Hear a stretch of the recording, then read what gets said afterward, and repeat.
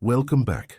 It's that time of year again where Hive is dying of man flu, so Uncle Barnaby has returned to keep you all entertained in the interim. Continuing from where Hive let off on his Overpowered ship series, today we will be looking at the Huga, the second-to-last EC-class battleship. Although built in 1918, she played no role in World War I, but supported the Japanese forces in the Siberian intervention and Russian Civil War, before undergoing a two-stage modernization, which included the famous pagoda mast. Let's be honest here. I could talk about the deep, long history until the cows come home, but we have met before. You bloodthirsty young whippersnappers couldn't care less. You just want to see digital boats explode and send each other grotesque messages about what you are going to do with each other's mothers. Like this is a Modern Warfare 2 lobby. And on that note, Kingslayer 424 I did. Now it itches. I would suggest you get your mum and Fido, your family dog, tested. Now this ship can work well with any build. But young Hive here is running ARP Yamato, AL New Jersey and Arthur's the Cold. For better accuracy and a 20% damage increase with his fighter planes are active. With flammable cannoneer, gyrating drill bits, marksman, long arm of justice and fight fire with fire. A true Webu fantasy. Martha, what is a Webu? Now I rather wished I didn't ask that question, Martha. How do you know, Martha? While she hides in shame, I guess that leaves me with you lot for company once more. And if I see one comment about tentacles, I'm sending your parents a strongly worded letter. Okay, let's finish out the build with the two modules Hive has fitted. Aiming Systems Mod 1. God knows he needs all the help he can get. And Steering Gears Mod 2 to aid in what I expect is much fleeing. Although Hive is putting in a rather poor showing at the start here, the more eagle-eyed amongst you will have noticed the elephant in the room. How you didn't notice, I'm not entirely surprised. At the bottom of the screen, slightly left of center, is a reload booster on a Tier 5 battleship. And that is a prime example of how an aiming module can't fix stupidity. After losing 1/3 of his hit point pool, Hive begins to look desperately for a target he can actually hit, opting to pick on slow, cumbersome targets like the California and Queen Elizabeth. And this is where the Huga really starts to come to life, with reasonably successful hits on both, with Arthur's the Cold's 20% extra damage due to the fighter plane being deployed. I thought we were on Greece. Why can I hear this annoying buzzing sound? I should have brought my mosquito net. So yes, that dastardly carrier on the enemy team. I have a feeling he may regret annoying a Huga as the battle draws out. Another full salvo out at the Queen Elizabeth, and first reload booster is activated. With these 14-inch guns reloaded before the first salvo has even landed. A poor showing, but credit where it's due. The Queen Elizabeth is a true battle wagon of its day. They say the sign of an insane man is repeating oneself while expecting a different outcome, as Hive once again tries his luck on the Nuremberg, quickly changing back to the much tougher yet less agile Queen Elizabeth. This is a war of attrition, but can Hive finally crack that hard shell? And for the first time of this battle, Hive gets some respite. We're only 3 minutes in. But this constant back and forth has netted very little gain. I thought this ship was meant to be overpowered, not mediocre. But if previous episode I have voiced over is anything to go by, some way somehow this foolhardy youngling will pull a rabbit out of a place no mammal has any right being in the first place. As with just the front turrets, a not insignificant 9,000 damage is scored. The shell is finally showing its cracks, and the HE return fire is slowly being healed back. I must admit, unlike our previous outings, Hive is most defiantly not avoiding confrontation, sapping up damage from multiple ships, although I fear it must be dawning on him too.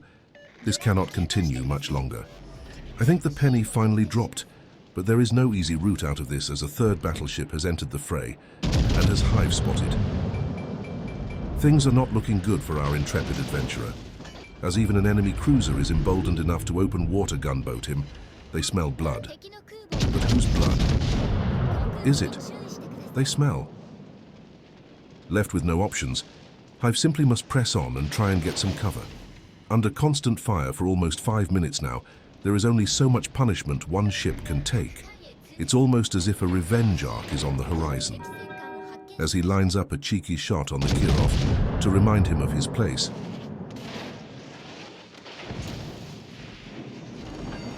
The Bretagne going dark, Just before he can get a shot off, hopefully Hive can finally deploy some sort of tactic to advance his team besides being a meat shield.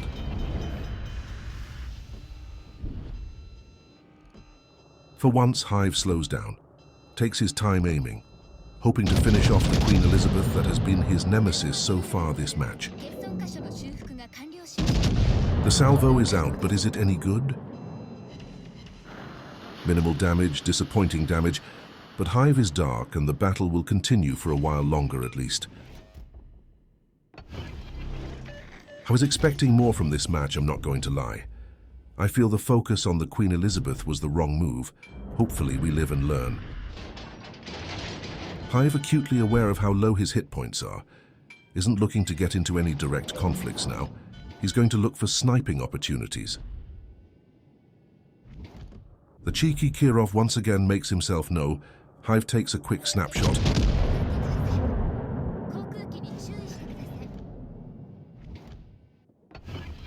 And hits his reload booster, as a broadside Bretagne is an opportunity to sweep to miss. After the longest 10 seconds of his life, the shells are out.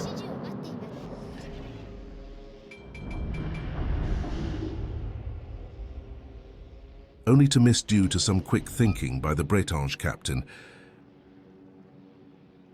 I must commend you all for making it this far, because even I am bored. But there is a point to all this. I don't know what it is yet, but have faith. Now look, that carrier that annoyed us earlier, do you remember? Hive remembers. Some quick throttle and full rudder calls. Can Hive redeem himself, or have we all utterly lost faith at this point?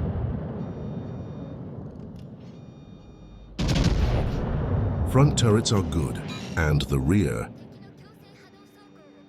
5 over pens out of 6 shells, but the keen observers out there will notice Hive, although seemingly lackluster, has accrued almost 100,000 damage.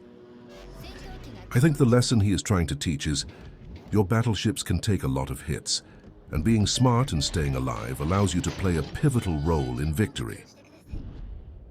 Unfortunately, that Weser looks like it will met its demise before Hive can issue any further judgments upon them. But we still have a healthy selection of ships, like the enemy Congo, who's still full health. Hive does not condone such selfish play, and will administer his rigorous justice. A healthy serving. May you remember this day or go forth being a better teammate. As Hive picks up a high-caliber award for removing the enemy team of 30% of their entire hit point pool, Hive turns his attention to the cheeky Russian again. After being fooled once, will Hive let this agile cruiser fool him again? Well, that's the end of the film. Now here's the meaning of life. Thank you, Brigitte. Long story short, be nice to everyone. And if you want to be known, put gratuitous images in your films, as nothing will get people off their backsides more than people doing deranged things with chainsaws. Now, where did Mr. Kirov go? It would be rude to ignore the broadside combo again. More justice incoming, as the Kirov looks like he will once again escape with his life. Keep steadfast and wait to put the fires out. It would be a disaster to get relight up so soon, Hive. Kirov is gone, and that Congo has decided once again that he would like to donate even more hit point to the rather impressive 140,000 Hive has already collected.